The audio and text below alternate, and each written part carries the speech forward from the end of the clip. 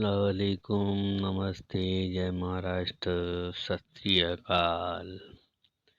मेरे दोस्तों, आपको मेरी रियल स्टोरी हकीकत बयान पसंद आ रही हो तो प्लीज़ मेरे चैनल को लाइक कीजिए और सब्सक्राइब कीजिए। ये कहानी मुझे भेजी है आंध्र प्रदेश के गुंटूर ज़िले से 12 किलोमीटर दूर एक गांव से विजय ने। इस कहानी में शहर गांव छोड़कर सब नाम फर्जी है। विजय बाकी नाम फर्जी है।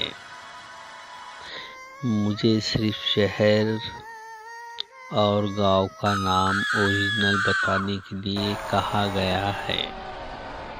मैं आज आपको एक हकीकत बयान कहना चाहता हूँ। विजय कहता है, जिसने मुझे पूरी तरह बदलकर रख दिया। मैं सोचता और खौफ में आ जाता उस रात मैंने जो देखा वो सच था या सिर्फ एक खौफ यानी डर। वो कहता है कि कहते हैं ना, जिस पर बीतती है वही दर्द को समझता है। विजय कहता है, ऐसा ही मुझ पर भी बीता, जिसे मैं आप सभी को हकीकत बयान करना चाहता हूँ। ये बात कुछ 5 साल पहले की है। मैं अपने बहुत नज़दीकी दोस्त की शादी में शामिल होने उसके गांव गया। हम दोनों दोस्त पूना के एक कपड़ों के शोरूम में काम करते थे, लेकिन दोस्त का परिवार गुंटूर से कुछ दूर गांव में रहता था। इसीलिए मैं भी उसकी शादी से 5 दिन पहले ही आंध्र प्रदेश निकल गया।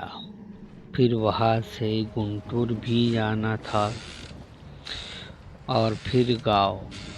इसीलिए 5 दिन ठीक थे। और मैं आंध्र प्रदेश एयरपोर्ट पर उतरने के बाद उस गांव जाने के लिए एक टैक्सी की। मेरे दोस्त का गांव आंध्र प्रदेश से बहुत दूर था। ड्राइवर ने पहले ही कह दिया था कि जाने के लिए लगभग 28 घंटे लगेंगे, तभी हम उस गांव तक पहुंच पाएंगे। सफ़र लंबा था, काफ़ी दूर।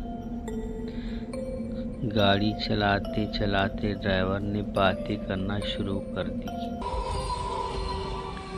बात करते करते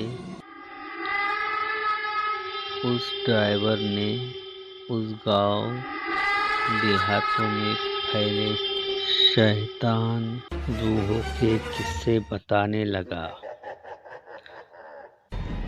ड्राइवर का कहना था, जिस गांव में हम जा रहे हैं वहाँ रूह शैतानों का बसेरा है।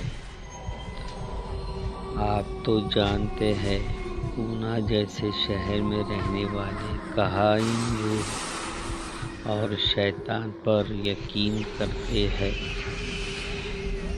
लेकिन शायद वह आखिरी बार था जब मैंने उस ड्राइवर के बातों को और रूह शैतानी बातों को मजाक में लिया था। लेकिन उसके बाद जैसे मैं इन सब बातों पर भरोसा करने लगा,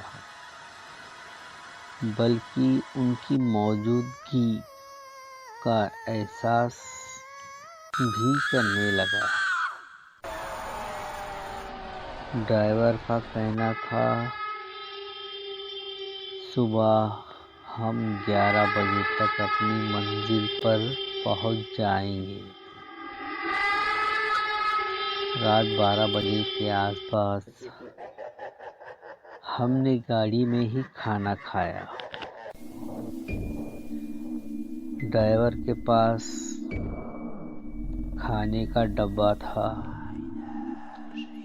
और मैंने भी घर से खाने के लिए कुछ लेकर निकला था। हमने खाना खाने के बाद फिर से गाड़ी स्टार्ट की और आगे चलने लगे। रास्ते में हमारी गाड़ी खराब हो गई और वो भी सुनसान जगह और आसपास कोई ठीक ठाक जगह भी नहीं थी। ड्राइवर ने कहा, साहब 2-4 किलोमीटर पर एक गांव है, आप पैदल वहां पहुंच जाओ, मैं गाड़ी ठीक करवा कर आता हूँ। विजय ने कहा, ठीक है,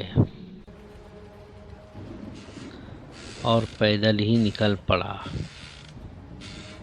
2-4 किलोमीटर चलना था, इसीलिए विजय ने मोबाइल में गाने लगाए और अपने हेडफोन कान में डाल लिए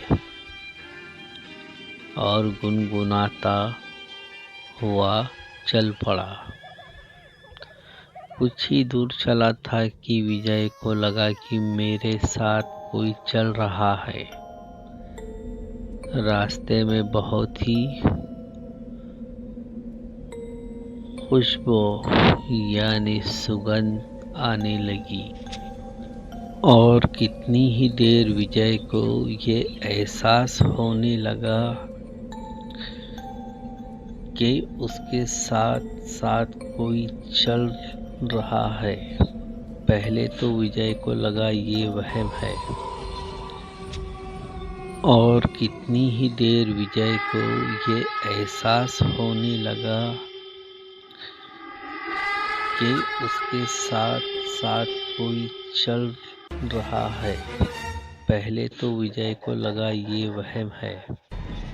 कुछ ही देर में वहम हकीकत या यूं कहे भयानक खौफनाक की शक्ल लेने लगा।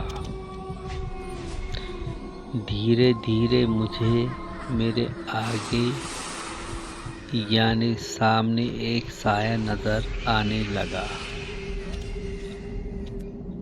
वह एक बहुत ही खूबसूरत लड़की थी, सफेद साड़ी में। उसने मुझे देखा और कहा, ए बाबू, इतनी रात गए कहाँ जा रहे हो? मैंने घबराते हुए कहा, जी गाड़ी खराब हो गई है, अगले गांव जा रहा हूँ। मैं उससे कुछ पूछता, उसने मुझसे कहा, आपका दोस्त की शादी कल है ना, आप कैसे पहुंच पाओगे? उसका ये सवाल सुनकर मैं हैरान रह गया। उसे कैसे पता? उसने कहा, मेरे पीछे पीछे आओ, और उसने अपना नाम प्रिया बताया। मैं उसके साथ साथ जैसे उसके इशारे पे चल पड़ा। मैं चुपचाप उसके साथ चल रहा था और हम एक बड़े से बरगद के पेड़ के पास से गुजर रहे थे मेरी नज़र अचानक पेड़ से कुछ दूर खड़ी दो औरतों पर गई। वो दोनों औरतें धीरे धीरे मेरे पास आने लगे। जैसे जैसे वो पास आते उनका चेहरा साफ साफ दिखाई देता और वो बहुत ही खौफनाक। उन्होंने अपने बड़े से दांत मेरे गर्दन में चुभोना चाहे, पर प्रिया ने देख लिया। असल में वो दोनों खौफनाक रूहें थी। प्रिया ने उनका मुकाबला किया और वो दोनों रूहें गायब हो गई। मैंने पूछा, वो दोनों कौन थी? प्रिया ने बताया, वो दोनों करीब 100 सालों से इस रास्ते पर घूम रहे हैं। गांव के लोग उन्हें खौफनाक रूप, डायन, शैतान कहते हैं। आपको उनसे बचाने के लिए ही मैं आपके साथ आई हूँ। मैंने कहा, तुम मुझे उनसे कैसे बचाओगी? हम अब गांव के नजदीक आ गए थे।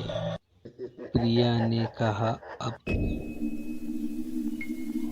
मुझे चलना चाहिए। मैंने कहा, आप भी मेरे साथ मेरे दोस्त की शादी में चलिए।